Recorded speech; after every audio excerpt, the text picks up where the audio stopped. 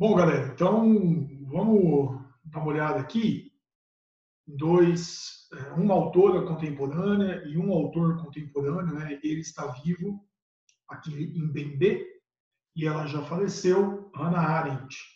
Vamos dar uma olhada no que há de mais bacana no assunto, na filosofia de ambos.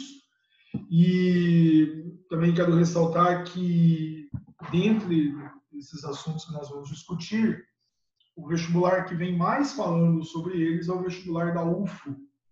Os dois estão presentes no conteúdo programático da UFO, mas acredito eu que, perante a relevância do trabalho de ambos, eles podem aparecer, por exemplo, aí, em qualquer outro vestibular. Olha como um texto de apoio, de redação, olha como uma questão que envolve história, filosofia, sociologia, que possa trazer um texto dele ou dela como referência. Além do mais, acho que é bem interessante você ter conhecimento sobre esse pensamento contemporâneo, porque ele vai discutir, por exemplo, sobre as questões relacionadas ao nazismo, ao fascismo, ao stalinismo, à escravidão. Então é bem interessante analisá-los.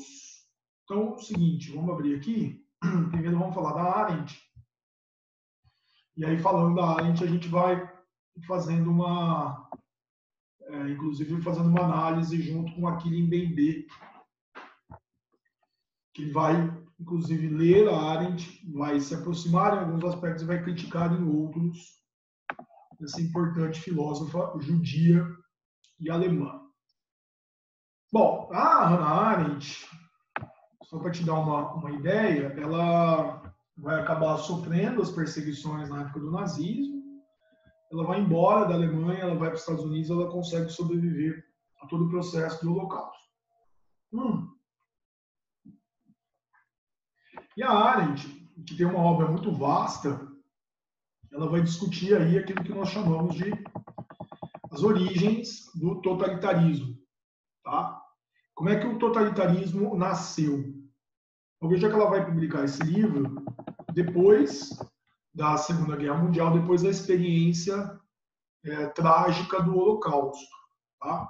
E ela vai tentar responder a pergunta como aconteceu que não poderia ter acontecido, que eu estou me referindo à tragédia do Holocausto. Tá? A Hannah Arendt vai perceber que o totalitarismo ele começa a se desenvolver ali no final do século XVII, dentro da Europa, e você vai perceber que, na análise dela, o totalitarismo vai acabar destruindo a ideia de Estado moderno. Tem um ponto que o Achille Mbembe vai fazer uma crítica a essa posição, porque ele vai perceber que, antes mesmo do totalitarismo que nós tivemos, por exemplo, do nazismo, os campos de concentração, eles já existiam lá na América, na plantation. Você vai ver que esse é um posicionamento muito interessante aí para ser feito, tá? Por que o totalitarismo aparece na visão de Arendt? Bom, ela vai colocar como um ponto fundamental a questão judaica, tá? Quando a gente fala sobre a questão judaica, a Arendt acredita que houve um erro por parte dos judeus. Por que houve um erro por parte dos judeus? Porque todo mundo achava que ali no começo do século XX o antissemitismo já tinha sido superado. Quer dizer que todo mundo já, digamos assim, tinha conseguido trazer uma igualdade jurídica, que os judeus já eram tratados como, digamos assim, cidadãos como os demais. Qual foi o erro de leitura que a Hannah Arendt vai apontar para a comunidade internacional? Que o antissemitismo, quer dizer que a negação dos judeus e a perseguição aos judeus era mais forte do que nunca. Tá? E por que isso acontecia? Porque os judeus haviam ocupado um espaço dentro das sociedades europeias, dentro daquele contexto. Eles tinham adquirido alguns direitos desde a época do iluminismo, só que, ao mesmo tempo, aqui a leitura é até fácil.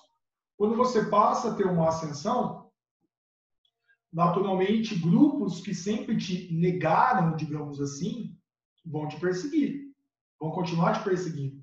Se a gente não tiver uma base jurídica bem disposta, digamos assim, essas pessoas continuarão sendo perseguidas.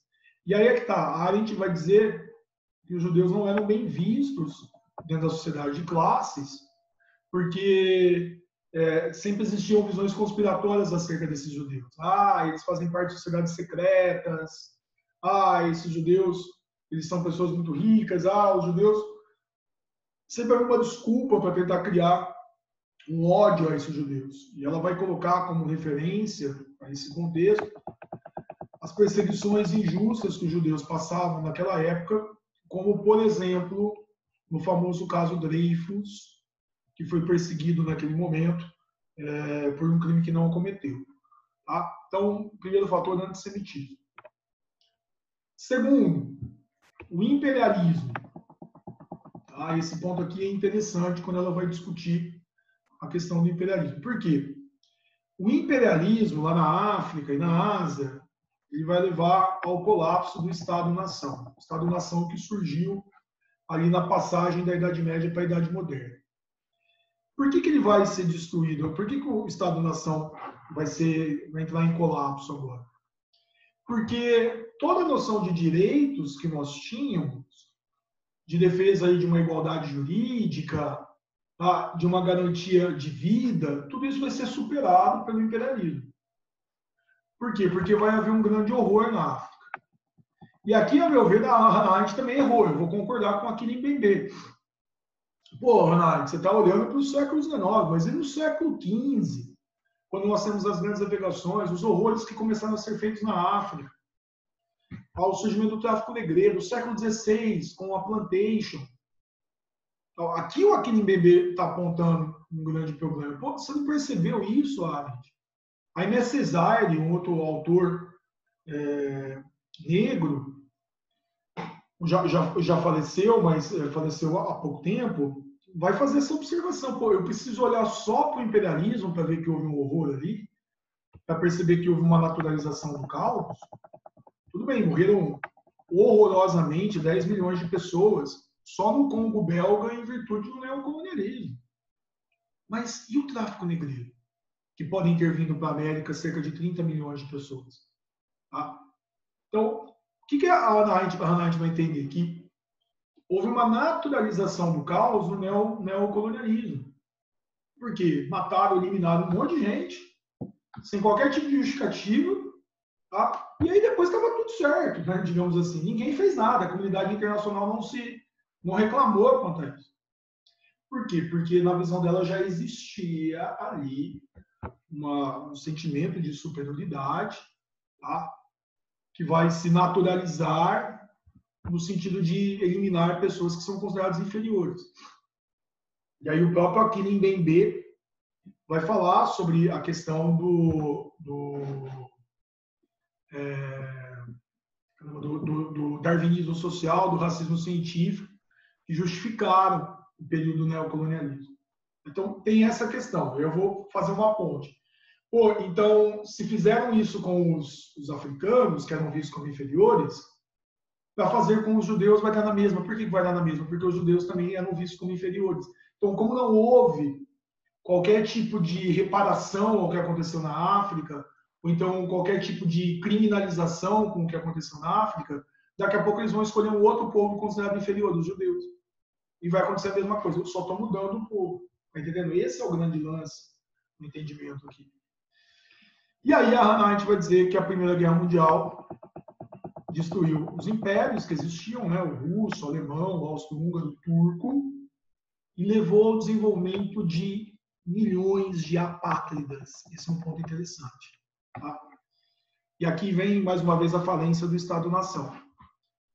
Por quê? Porque quem são esses apátridas? São pessoas que ficaram sem pátria, porque agora já não existe mais aquele Império Russo antigo, já não existe mais o Império Austro-Húngaro, não existe mais o Turco Otomano, não existe mais o Alemão. E dentro desses países existiam minorias étnicas. E aí o ponto é interessante, por quê? Por que o Estado-nação vai falir? Por um motivo muito simples, porque eu não vou ter a garantia dos direitos. Os direitos elementares que estavam lá na geração iluminista. E aí ela faz uma crítica à concepção de direitos humanos da época. Qual é a crítica que ela vai fazer? Os refugiados deixam de ser pessoas. Tá? Então, aqui o Estado-nação está falindo. Acreditava-se que lá na geração iluminista, só ter nascido da humanidade eu já era considerado cidadão. Só que, quando termina a Primeira Guerra Mundial, a gente percebe que não é isso. Porque eu tenho uma geração aqui de pessoas que vieram do colapso dos Estados-nação e essas pessoas não eram vistas como cidadãs. Aí, mais uma vez, vou pensar no Aquilim Bembe e no Aimé Césaire. Mas pera lá. E os africanos? É agora, Hannah, que você começou a perceber isso? Que nem todo mundo é visto como cidadão? Está entendendo o ponto? Isso é interessantíssimo. A Hannah, ela faz uma análise interessante, mas é uma análise muito restrita nesse aspecto. Eu podia ter olhado lá para trás e percebido que na época, por exemplo, do iluminismo, você não tinha aí essa visão de cidadania muito restrita. Vocês já estudaram isso na parte de história. Os africanos não eram vistos como cidadãos. Tá, então, mas aqui vamos restringir a análise do totalitarismo. O que a Hannah Arendt vai perceber? O totalitarismo vai aparecer nesse contexto.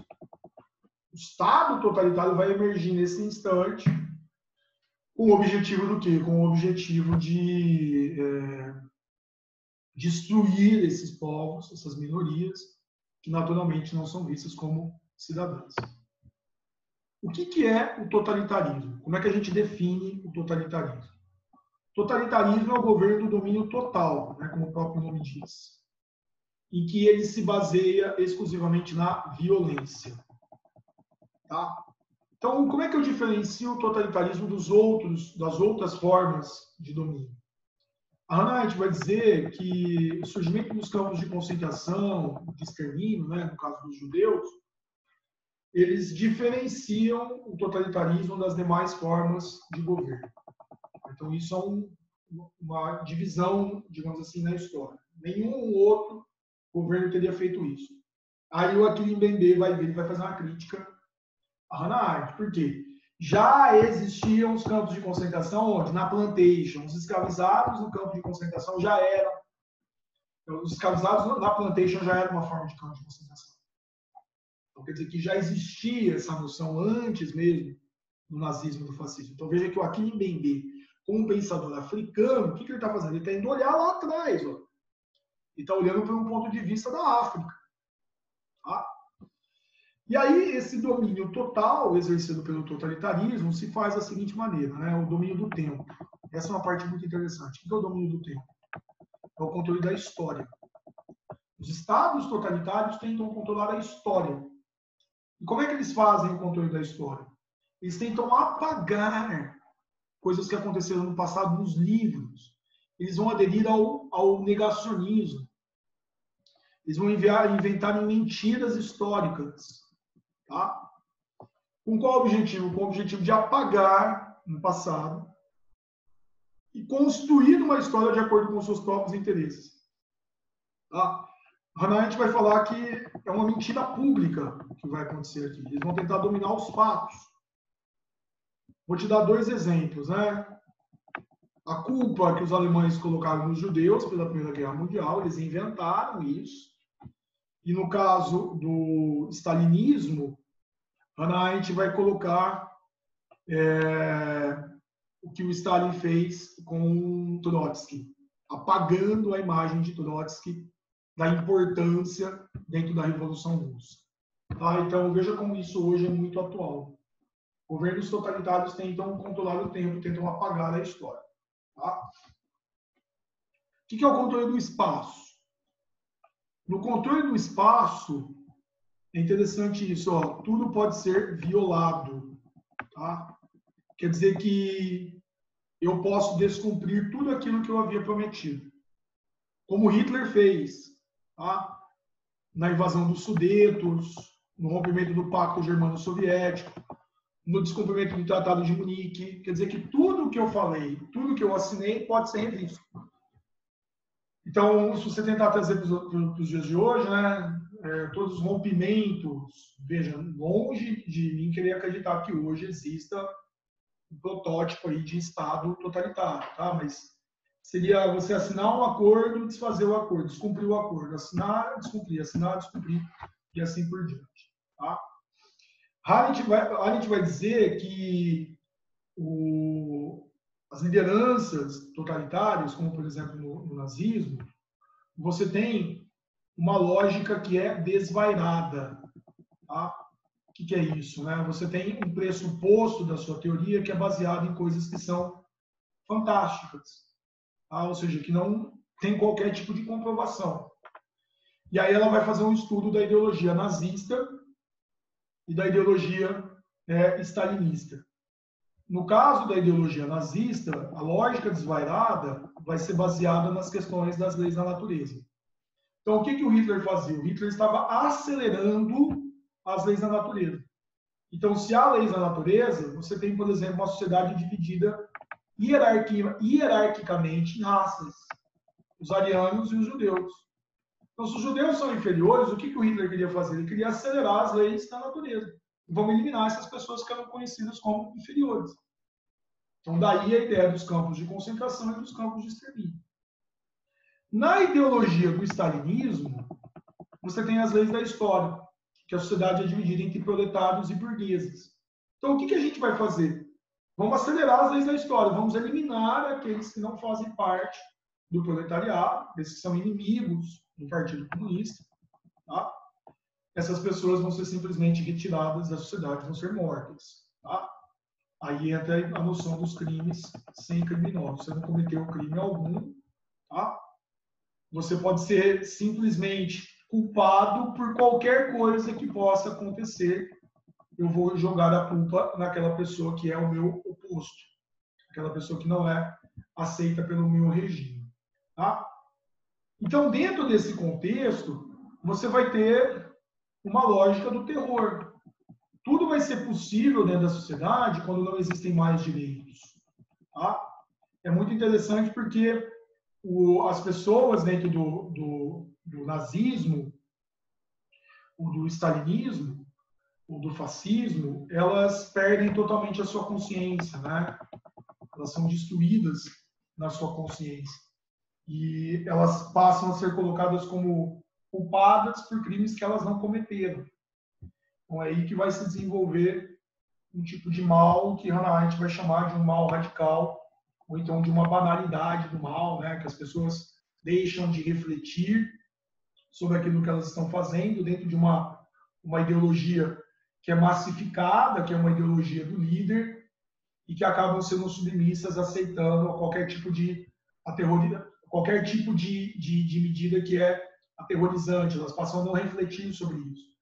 Que é no caso lá do julgamento de Eichmann, que era um oficial nazista, que era o responsável, por exemplo, por ligar as máquinas dentro de um